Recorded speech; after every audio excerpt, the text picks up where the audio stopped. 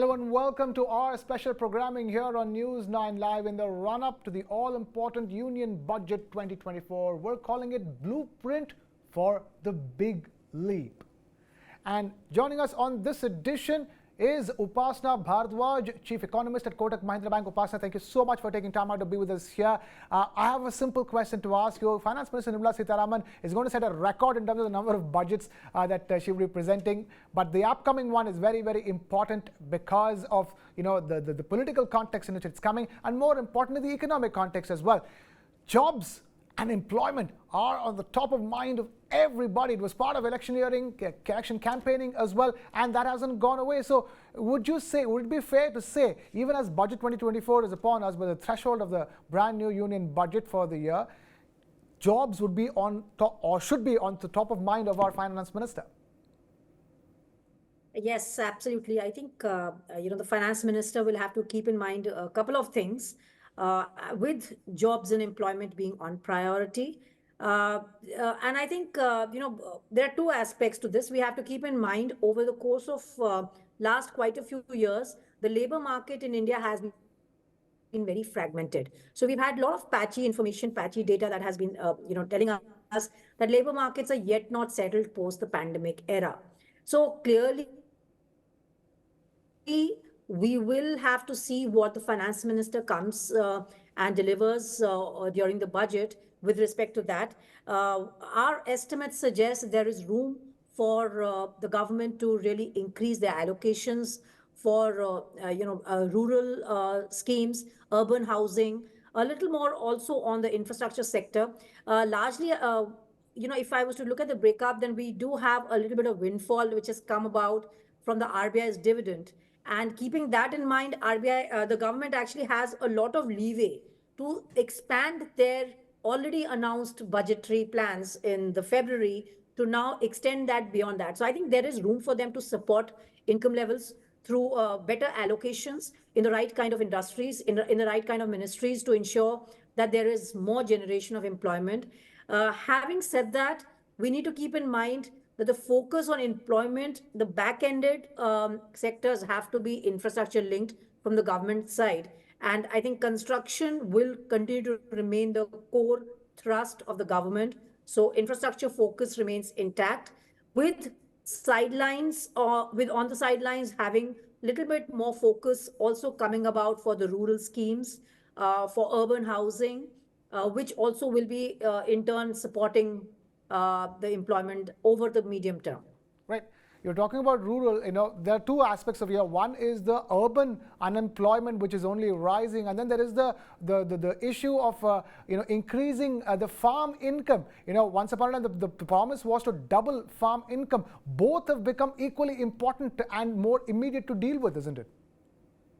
Absolutely. I think urban employment, we've seen a fair amount of progress over the last few years. And now we are probably at a point where we could see some fatigue there as well. But on the rural segment, things have not been as rosy. And I think that's where the focus will have to be. Farmers' income, I do expect that there will be an enhancement in the annual scheme wherein they will probably get an increment there over and above the 6,000 rupees annually that they have been getting. It could be 8,000, it could be more. We'll have to see. But I think there is room for them to accommodate higher allocation there. I think even for Manrega, there could be. But I think Manrega is something which is anyways demand driven, and which over the course of the year, we tend to see a rejigging of allocation under Manrega. But I think these two aspects will clearly be there. Apart from that, like I said, on the housing side, affordable housing, I expect a fair amount of focus. So rural schemes will get a little more preference as against what we saw in the February budget. Right. The other issue that is all pervasive is the issue of inflation, and to be more specific, food inflation, on which there is very little that can be done at a policy level or at a RBI level. But the fact of the matter is that the overall inflation picture is something that's yet to come under the control, the limits that we have set for ourselves. So in that sense, what can we expect from the budget? What do you expect from the upcoming budget in terms of taming inflation, and more particularly taming food inflation? Here, like you correctly pointed out, not much can the government do immediately to tame the inflationary pressures that we are facing in the near term. Largely, a lot of this has to do with food inflation, which is very volatile. So the best that the government at this point can do is what they have been actually beautifully doing it is in terms of supply side interventions by ensuring that some of the controls that they have imposed either on the export side or the import side, depending on what is the status to manage the prices, and alongside also ensuring that adequate buffers are built to provide for the particular crops that would be needed as and when required. So right now we've had delayed monsoons. Of course, expectations are things are going to pick up pace, and we will start seeing adequate production and supply coming into the system again. But at the moment there is stress clearly, and largely the stress is coming from the vegetable prices. So unfortunately, not much can the government do apart from ensuring that they procure and adequately supply to the regions where there is more surge in prices. So they will have to balance this out. And maybe somewhere the price stability fund, which is existing, greater allocations can be done there to ensure that when times like this, when there's too much of volatility on the food prices, then they can better utilize the funds there from there to to ease out the pressure on food prices. But I think there's limited scope for government to do incrementally more because they're already managing the food side very well. The prices have been capped largely through the course of last 1 year or so because of the government intervention. So I think that part is going to continue rather than say incrementally doing anything extra. Right. The other question that comes on everybody's mind the moment they say the word budget is, of course, something to do with tax and income tax. We've already seen some rationalization when it comes to GST rates, but then the big question marks are still over the income tax rates, and also more importantly, what the government is going to do with the new tax regime to make it even more appealing. Because as far as the new tax regime is concerned, the adoption rates have not been the ones that they would have wanted. So, in that sense, what would be your expectations from the upcoming budget in terms of both rationalization of GST rates and as income tax rates as well? On the GST front, it is the council which decides, and the budget can only make certain announcements. So I'm not expecting the budget to really go ahead with announcing anything on the GST front. And on the income tax front as well, I think there is going to be some rationalization. But my sense is they would prefer to stay put and not really change anything this year. We might see changes coming in the subsequent years. This year, I'm not really expecting too much tweaks to the income tax structure. Right. I'm only asking that because, at the end of the day, India as an economy, the Indian economy as a story is a consumption story. And to sort of boost that consumption, you need to put more money in the hands of the people and make them go out and shop and buy everything from mobile phones to cars.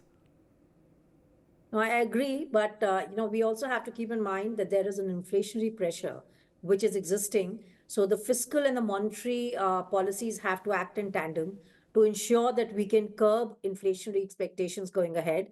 At this point, spurring consumption is only going to worsen the inflationary pressures which are existing in the system, and that is something which probably I would think is not warranted.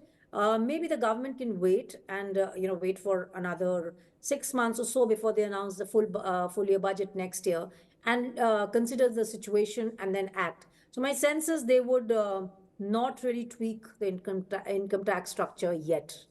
Okay, because I'm asking this question simply by virtue of the fact that car sales are not what they used to be at one particular point in time, even a few months ago, and looks like that entire industry is in the middle of a churn because you have the electric vehicles coming in, the hybrids coming in, and then of course the discounts going away from electric two-wheelers as well. So in that sense, are you expecting any kind of policy announcements, in these items, big ticket items where Indians go out and spend?